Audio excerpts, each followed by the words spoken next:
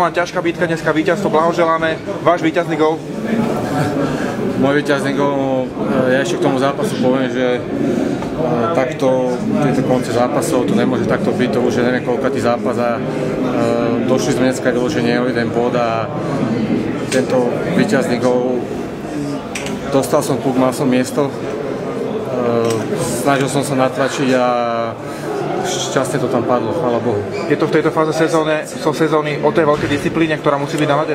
Jednoznačne je to o disciplíne, hlavne pol minúty dokonca mi nemôže dostávať doma takéto góly, lebo to play-off sa blíži a budeme počítať každý jeden bod, takže podľa mňa sme dneska došli o bod.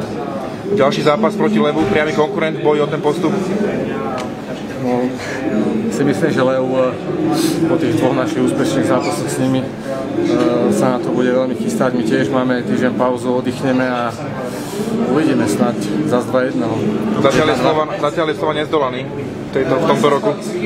Zatiaľ, dúfam, že tak ostane. Roman, pozitívom je, že napriek tomu, že chýbali viacerí kľúčoví hráči, tak dokážete podávať výborné výkony a hrať vyrovnanú partiu aj s takými týmami ako tak to je veľmi pozitívne, to je jednoznačne o tej disciplíne, všetci sa snažia plniť tie taktické pokyny, čo nám povedia v šatni. Hokej si myslím, že je dosť v vysokom tempe a to je základ.